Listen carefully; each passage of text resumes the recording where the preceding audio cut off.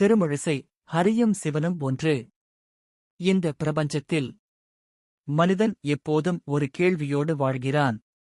கடவுள் யார்?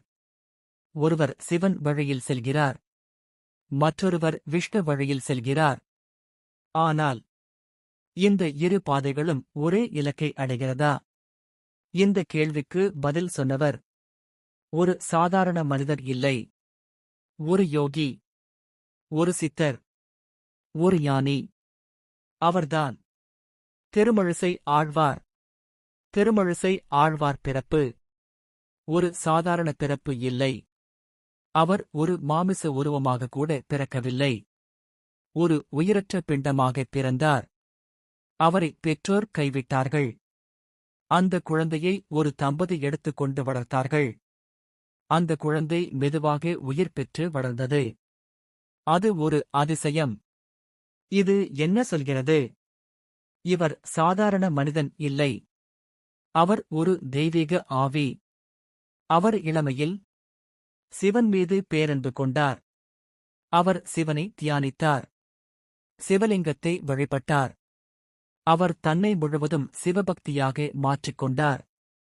ஆனால் ஒரு நாள் அவருடைய மனதில் ஒரு சந்தேகம் வந்தது. நான் வழிபடுவது முழுமையான உண்மையா? இந்த ஒரு கேள்வி அவருடைய வாழ்க்கையை மாற்றியது. அவர் பல மதங்களை ஆராய்ந்தார். புத்தம், ஜைனம், யோகம், ஒவ்வொன்றிலும் அவர் ஆழமாக சென்றார்.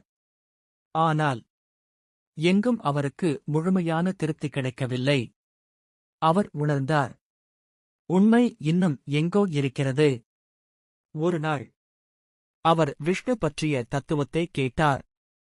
அந்த தருணம் அவருடைய உள்ளத்தில் ஒரு பெரிய மாற்றம். அவர் உணர்ந்தார், இறைவன் ஒருவன்தான். அவன் பல வடிவங்களில் தோன்றுகிறான். அவர் சொன்ன வரி, அரியும் சிவனும் ஒன்னு. இந்த ஒரு வரி முழு வேதாந்தத்தின் சுருக்கம். விஷ்ணு அரி, சிவன் சிவன். இருவரும் வேறு இல்லை. நாம் பெயர்களை வைத்து பிரிக்கிறோம். ஆனால் உண்மையில் அது ஒரே சக்தி. மின்சாரம் ஒன்றுதான். ஆனால் பல்வேறு சாதனங்களில் வேறுபட்ட வேலை செய்கிறது. அதேபோல இறைவன் ஒருவன்தான். ஒருவர் சிவனை வழிபடுகிறார், மற்றொருவர் விஷ்ணுவை வழிபடுகிறார். இருவரும் இறைவனை அடைகிறார்கள். ஏன்? ஏனெனில் அவர்கள் இருவரும் ஒரே இடத்தை நோக்கி செல்கிறார்கள். சண்டை வேண்டாம், பிரிவு வேண்டாம்.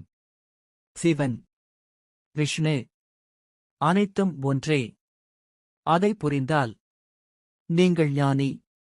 இறைவன் ஒருவன். அவன் பல வடிவங்கள்.